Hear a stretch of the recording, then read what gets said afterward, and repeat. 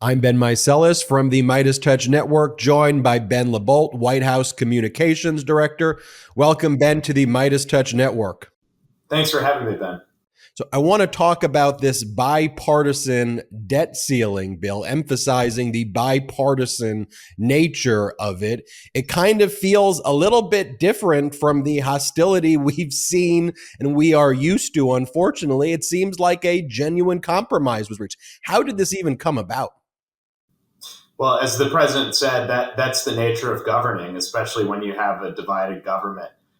Look, there's a few components to this. The first thing and the most important thing is that the government has to be able to pay its bills. And we've heard from Secretary Yellen that on June 5th, just a little over a week from now, the government will be unable to pay its bills if Congress doesn't take default off the table. And so the president has been urging Congress to take default off the table for months. We've now got a bipartisan agreement that would do that. Now, the president has always said default itself is not negotiable. The full faith and credit of the United States is not negotiable. The government pays its bills, and it always has. The debt ceiling has been raised 78 times since 1960, including 3 times under the last administration, and that's an action that Congress must take. But the president has made clear throughout that process as well that he'd be willing to negotiate over a budget agreement. And with a divided Congress, the way to do that is to come forward with a bipartisan agreement. And so now, over the course of the past day, we've got the final text of a bipartisan agreement that we believe can pass with support from Republicans and Democrats in both chambers of Congress. And anytime default has been taken off the table in the past, it's required votes from both Republicans and Democrats to get it done. The same with bipartisan budget agreements. And so there's now legislation going up to the Hill to do just that. Are you hearing anything from members on the Hill, from Democrats or others, about how their reception is so far to what they've seen? Well, I think it's, they're just getting the text. The reception so far is fairly positive, but we'll let them judge the agreement itself. Let me walk you through some of the key components of the agreement. The president introduced a budget vision that was very different from Republicans when he introduced his budget on March 9th. It was very focused on fully funding programs that hardworking Americans rely on: education, healthcare, the sorts of investments that you've seen in manufacturing and the clean energy economy that we've seen really be revived under this administration. The Republicans initially put forward a budget with draconian cuts, 22% cuts across the board to education, to healthcare, to law enforcement, to the Border Patrol, to all of these essential programs. And so now the bipartisan budget agreement that's been put forward before Congress is not filled with those draconian cuts that the president was fighting against. And in fact, it protects essential programs like Social Security, which is not touched, Medicare, which is not touched, Medicaid. Millions of Americans rely on Medicaid for their health insurance. That's not touched here. All of the programs like the CHIPS and Science Act that's allowing us to build a semiconductor industry in this country, and the Inflation Reduction Act, which is the largest investment in clean energy ever, that's protected in this agreement. And so the president and his negotiators really brought a set of principles saying, let's make sure to protect those programs. At the same time, we need to make a compromise. So we've agreed to a flat spending level for the next 2 years in exchange for the debt ceiling to be suspended until 2025 so that the country does not default. Those are really the key top line components of this agreement. We've heard a lot about the fact that Kevin McCarthy was focused on these work requirements for certain programs, like the Supplemental Nutrition Assistance Program, SNAP, and others. I guess first and foremost, why would there even be a focus there? by Kevin McCarthy and others. And how did that ultimately net out in these discussions? Because I'm hearing mixed things. On the one hand, I'm hearing actually under this deal, eligibility is expanded for homeless individuals and veterans. On the other hand, individuals under 54 have additional requirements and hurdles they have to go to. So how does that all net out?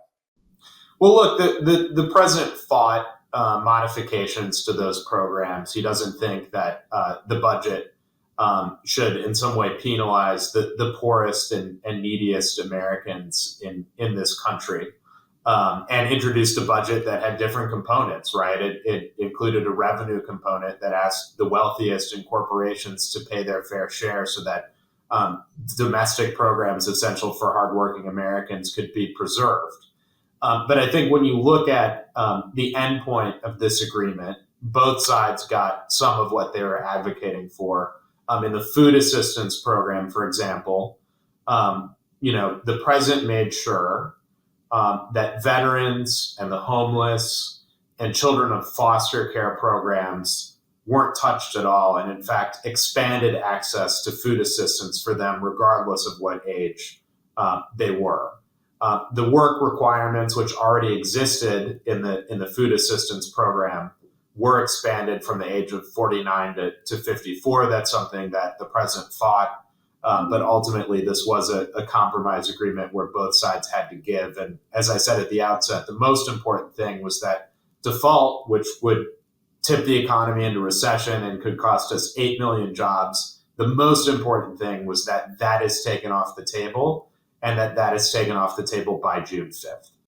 We saw a difference, whether you want to call it a negotiating styles or just how individuals carry themselves. It seemed like every single day, Kevin McCarthy was trying to speak to someone, holding press conferences. If there was a camera, you saw Kevin McCarthy there trying to attack Democrats and trying to attack the process. On the other hand, I thought you saw a cool and calm President Biden who actually said, I don't think it's productive during negotiations to start characterizing the negotiations publicly. Can you speak to that stylistic difference, and is that intentional?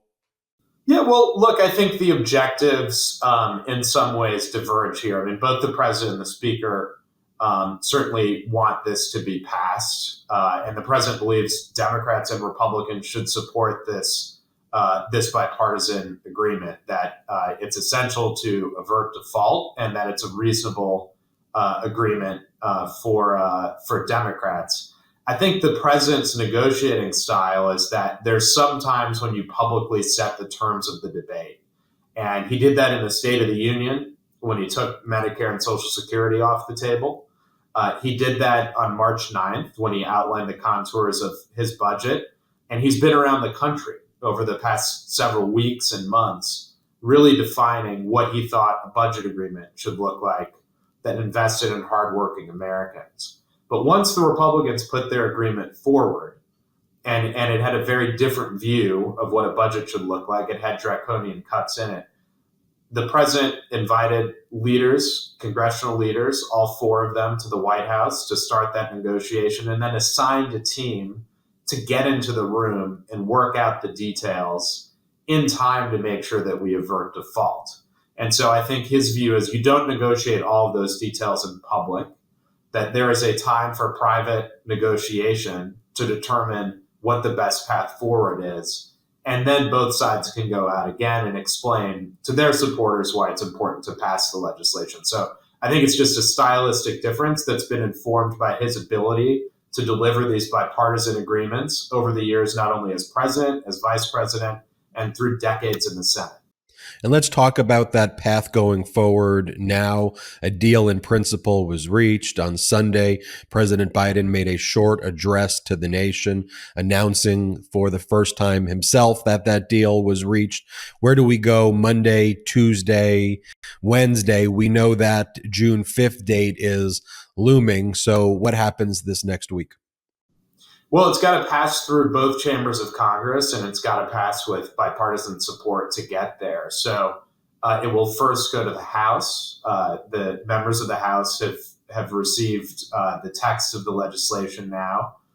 They'll have a few days to go through that text.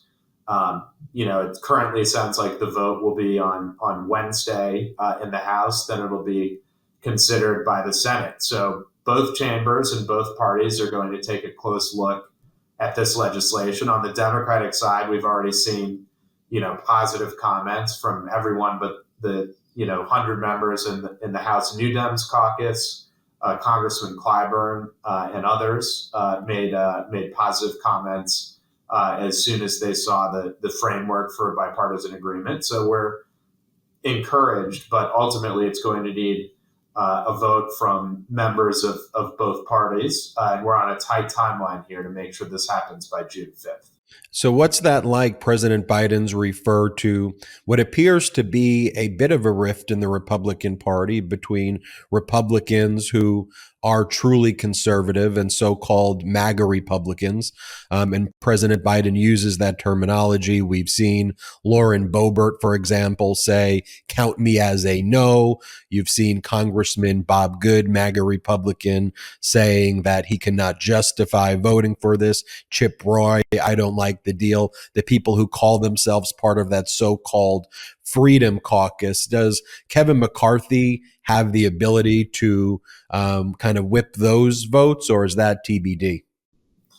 We'll leave it to the speaker to win support from Republicans in Congress. The president said earlier he didn't think the speaker would have put this proposal forward if he wasn't able to garner the votes. But ultimately, we'll be trying to win Democratic support as well. We think both parties should support this. We may not get every single vote, but we will certainly fight to get a majority of those votes and believe that this is an agreement that can pass both chambers. If it's something that President Biden and Speaker McCarthy can get to yes on, that members of Congress who have political and ideological differences should be able to get there as well.